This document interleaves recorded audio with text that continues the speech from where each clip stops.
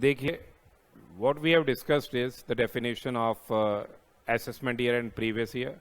Now we will be discussing the definition of person, and the term person has been defined in section 2 clause 31 in an inclusive manner. The term person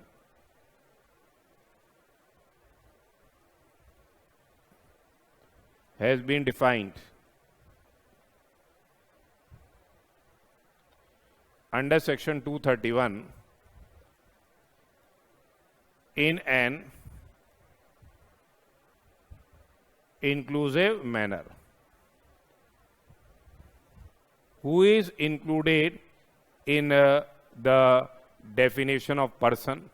Here they say that person includes individual. The individual is covered under the ambit of person. Individual, say Mr. X, Mrs. X, they are what? Individual. They are basically natural persons. So here natural persons are covered.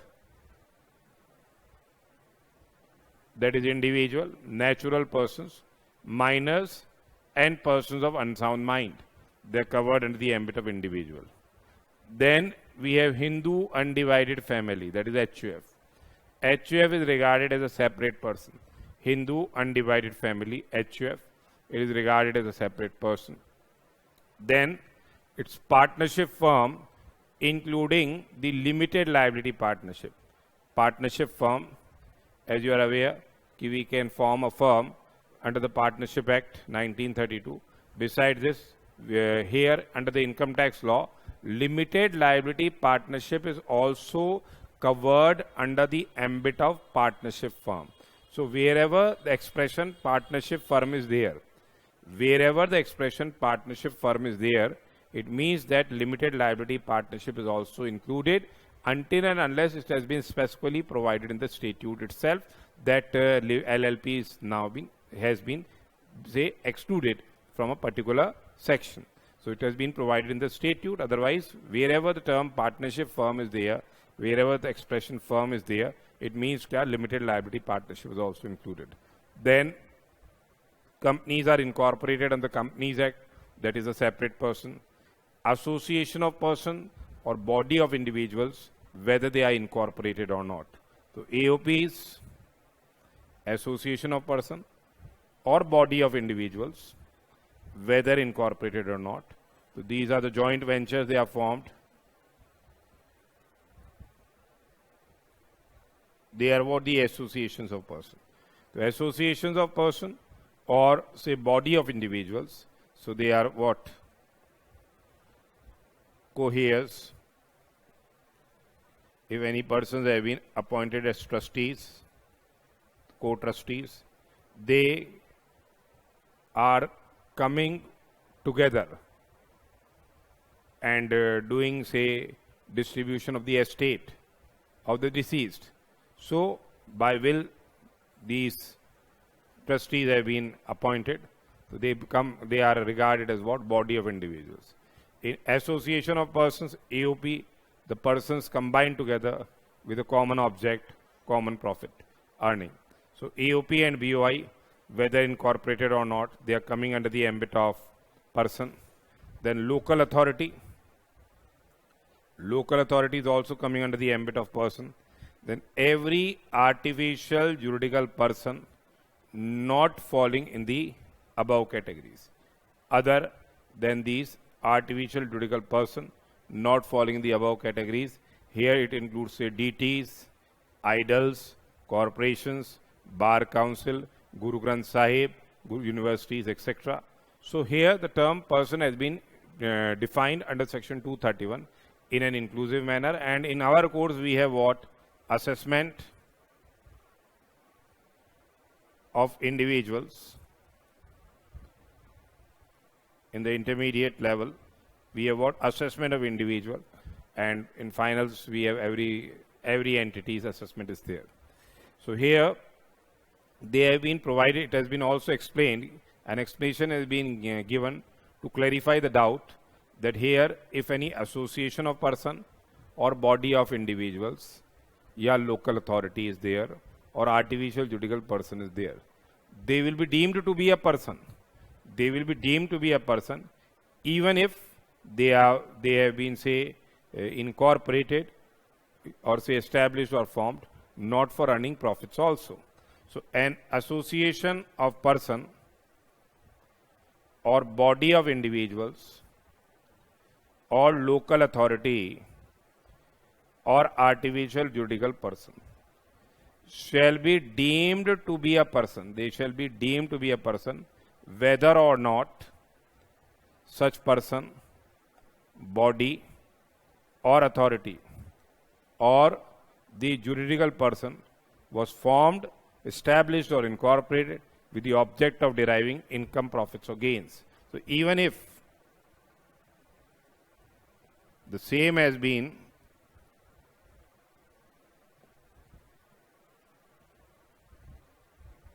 incorporated not for the purpose of profit,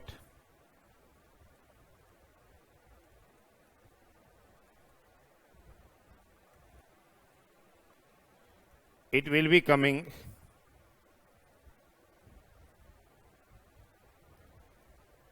under the ambit of person.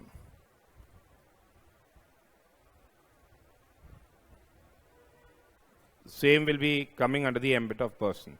So here, section 2, clause 31, person, it has been defined in an inclusive manner. It includes individual, Hindu undivided family, partnership firm including LLP, company, AOP or BOI, whether incorporated or not, local authority, and every artificial juridical person not falling in the above categories. And here it's not essential that profit motive is necessary for these entities to constitute a person. Now here, next definition, section 2(7), SSE is there.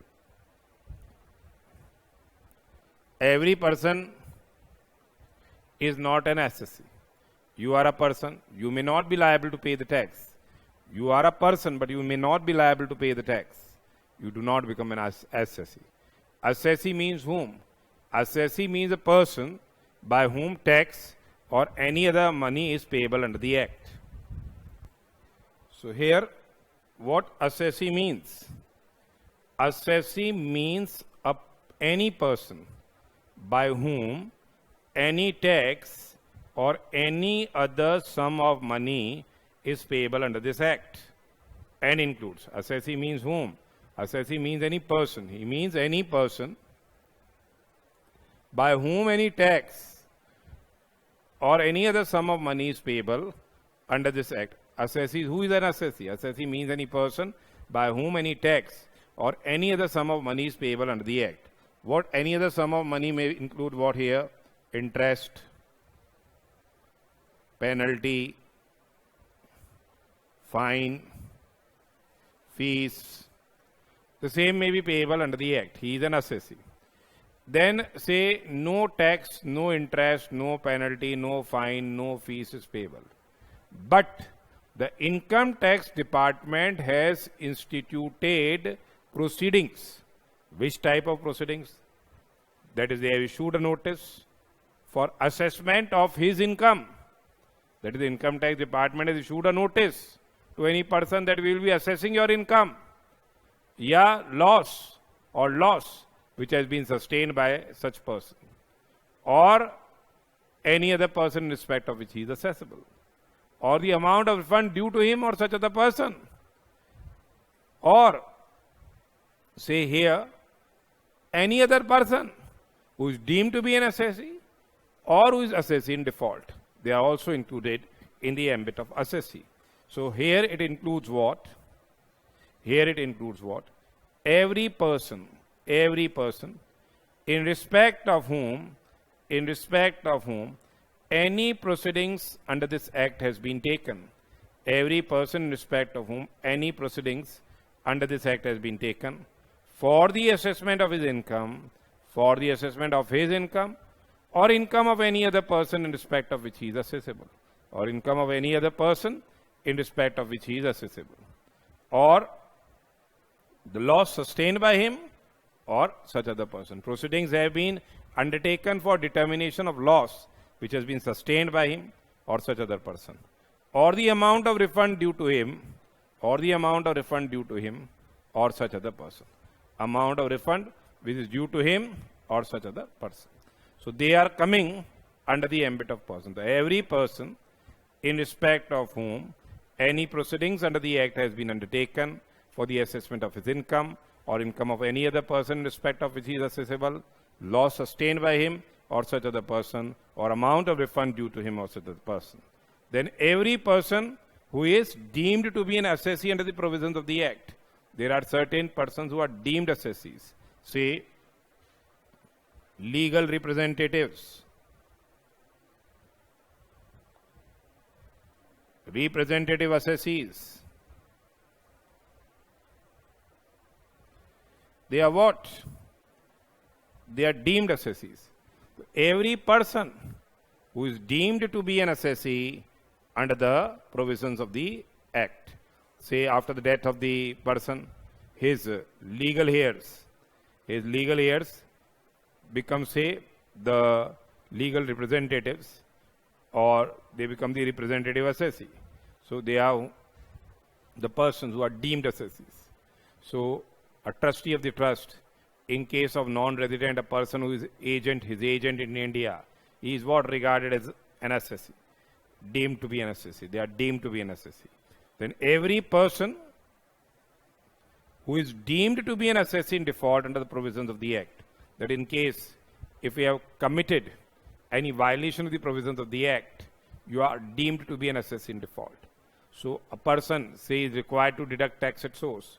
He do not deduct tax at source, though his income may not exceed maximum amount not chargeable to tax. But he has not deducted tax at source. In that particular circumstance, what happens is, he is deemed to be an assessee in default.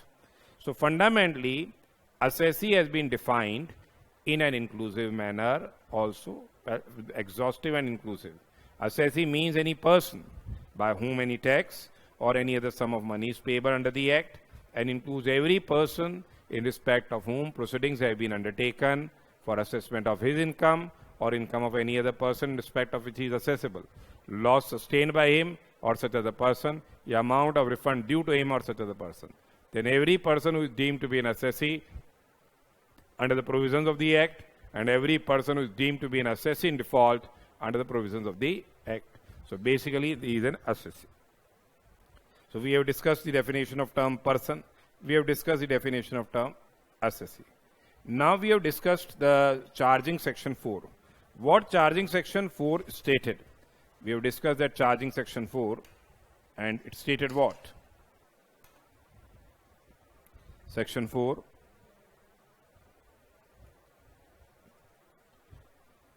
That is the charging section. And what charging section 4 stated? Income earned in a year is chargeable to tax in the next year. Income earned in a year is chargeable to tax in the next year. The year in which the income is earned is known as what? The year in which the income is earned is known as what?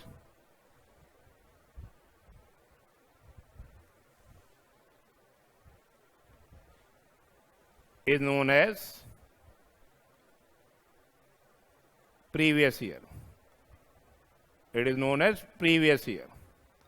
The year in which the income earned is known as the previous year. And the year in which it is taxable. The year in which it is taxable, it is known as what? The assessment year. It is known as what? The assessment year. Year in which it is taxable is known as what? The assessment year. So this is what the charging section provides for. However, there are certain exceptions to it. We are discussing those exceptions. These are the exceptions to the charging section. These are the exceptions to the charging section. And what these exceptions provides for? These exceptions provide that the income earned in a year, the income earned in a year is taxable in the same year. In the same year. And there are logical exceptions. They are what? Logical exceptions. That income which is earned in a year is taxable in the same year rather than waiting for the next year. And what are the exceptions here? The exceptions which we'll be discussing is number 1. That is section 172 of the Income Tax Act provides for the first exception. That is what? The income of non-residents. Income of non-residents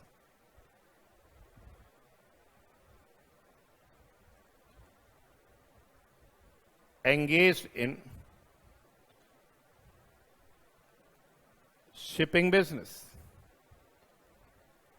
Income of non-residents engaged in shipping business. This is the first exception.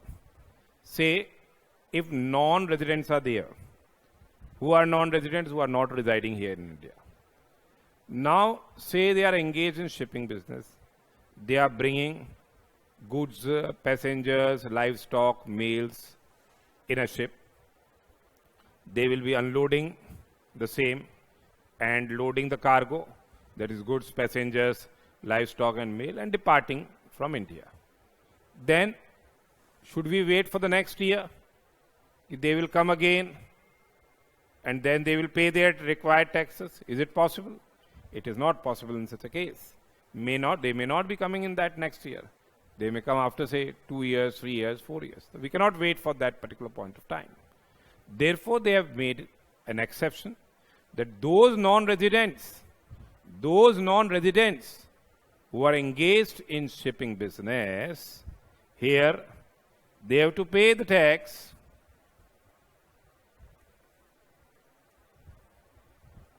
and then only depart from India. They have to pay the tax and then depart from India.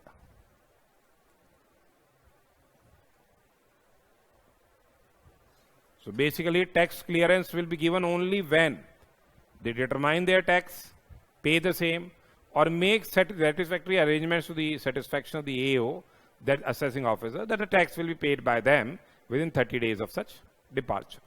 So fundamentally, first exception is non-residents engaged in shipping business. That is what? Shipping business of the non-residents. So basically, this section 172 is applicable to a non-resident who is engaged in shipping business and is deriving income from carrying the passengers, cargo, that is passengers, livestock, mails or goods, which are shipped from any port in India. Income is derived from these, which are shipped from a port in India. Now what happens is, whatever freight collection is there, freight collection is, say, on that account, freight collection on account of goods, passengers, mails,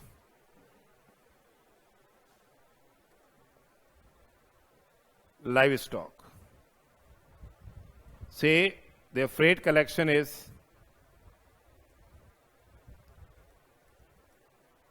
100 lakh rupees. 1 crore is a freight collection. So 7.5% of that amount, that is 7,50,000 rupees, it will be deemed to be their total income. It is deemed to be total income. A fixed percentage, 7.5% of that freight, is deemed to be the total income. And on this total income, they have to pay tax at rate applicable to a foreign company, that is 40%, plus surcharge if applicable, plus higher education cess. So fundamentally, that is health and education cess. Fundamentally, what is happening here is, that is here, they have to pay the tax, or they have to make the satisfactory arrangements for payment of the tax prior to their departure. Then only they will be given, say, port clearance. So income is not assessed in the next year. Income is assessed in the same year. That is the first exception. So here 7.5% of the freight paid or payable to the owner or charterer or any person on his behalf, whether in or outside India, shall be deemed to be his total income and shall be taxed at the rate applicable to foreign company, that is 40% plus surcharge plus health and education cess. So this is the first exception. First exception is about what the non-residents which are engaged in shipping business. Then exception number 2, that is section 174. Now, these persons, the assessment of persons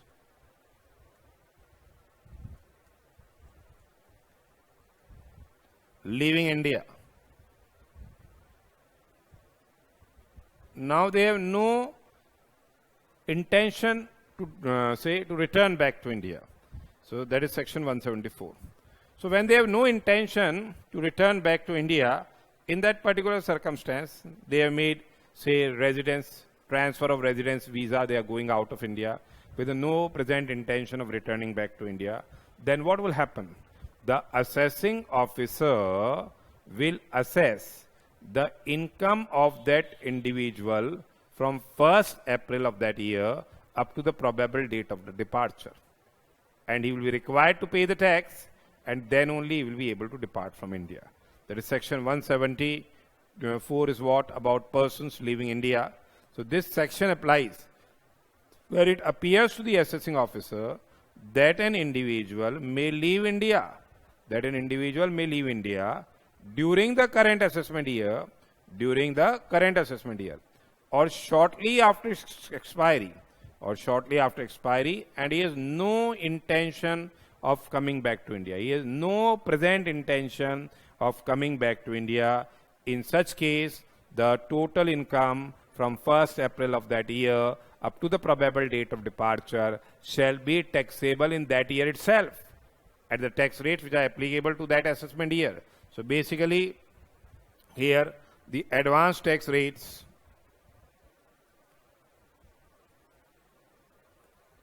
are applicable,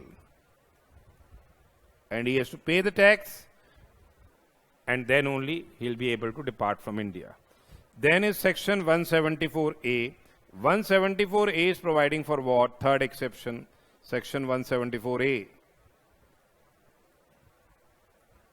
That is basically dealing with assessment of AOP or BOI or artificial juridical person formed, established or incorporated for short duration or purpose. For short duration or purpose. So here what is happening here is section 174 is assessment of AOP, BOI or artificial juridical person. They are formed or established for a particular event or purpose, and they are likely to be dissolved in the year of formation or shortly thereafter. They are likely to be dissolved in the year of formation or shortly thereafter.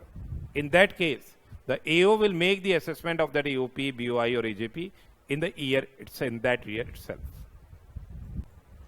देखिए, this section applies where the assessing officer is of the opinion that the AOP or BOI or say this artificial juridical person, they are formed for a particular event or purpose, and they will be dissolved in the year of formation or shortly after its expiry.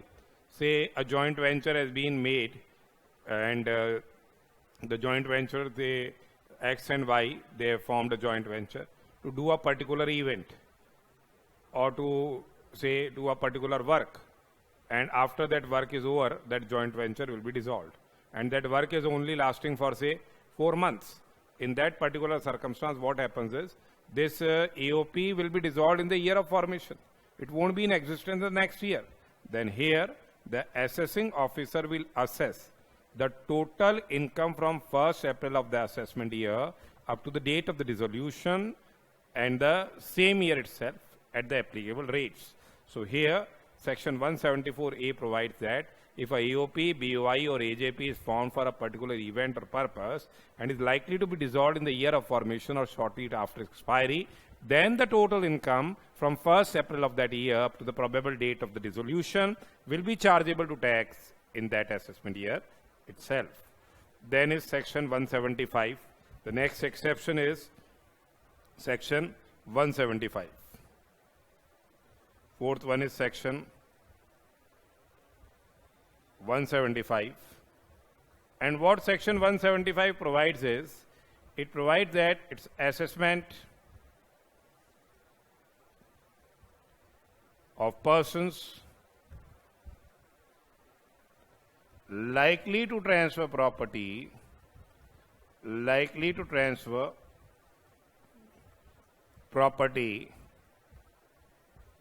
with a view to avoid tax,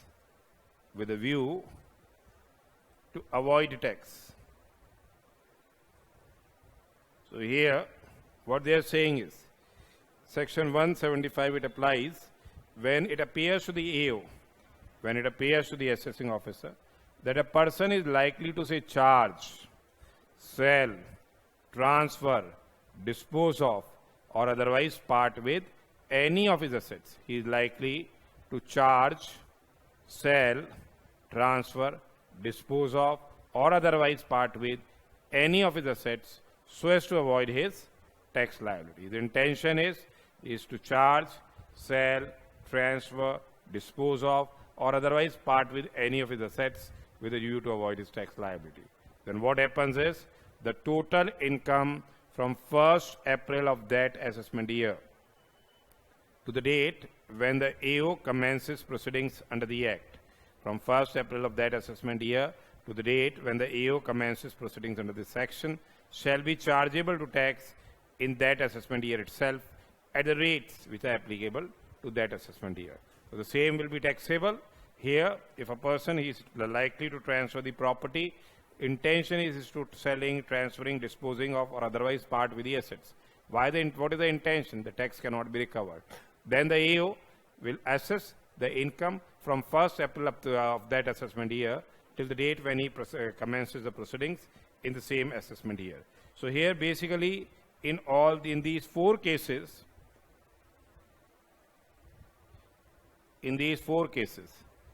it is mandatory on the part of the assessing officer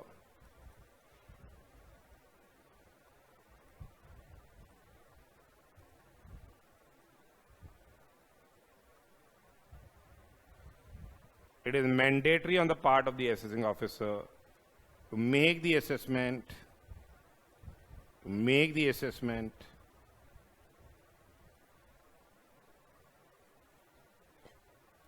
in the year in which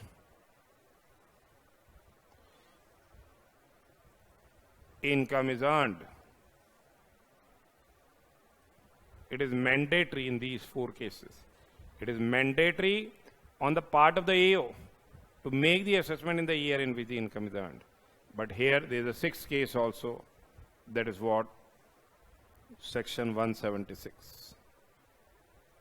That is for discontinued business. Discontinued business or profession. In case of discontinued business or profession, the AO has a discretion. Here, the AO means the assessing officer. The assessing officer, he has a discretion. To make the assessment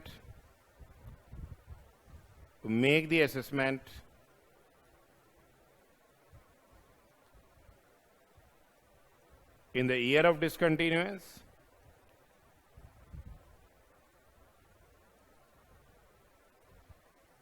or in the next year, or in the next year, in a normal manner. So here, section 176 provides for what?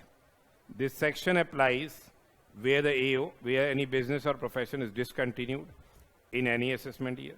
This section applies where any business or profession is, say, discontinued in any assessment year. Then the total income from 1st April of that assessment year, from 1st April of that assessment year up to the date of discontinuance shall be taxable in the year of discontinuance at the discretion of the assessing officer.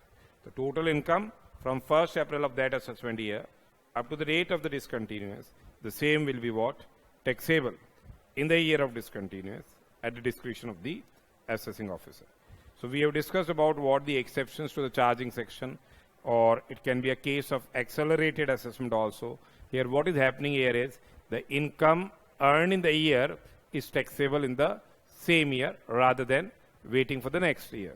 In the first four cases, it is a mandatory on the part of the assessing officer to make the assessment in the year in which the income is earned, whereas in the fifth case, it is what? It is at the discretion of the AO to assess the income in which the year in which the business is, say, discontinued, or in the normal manner in the next year.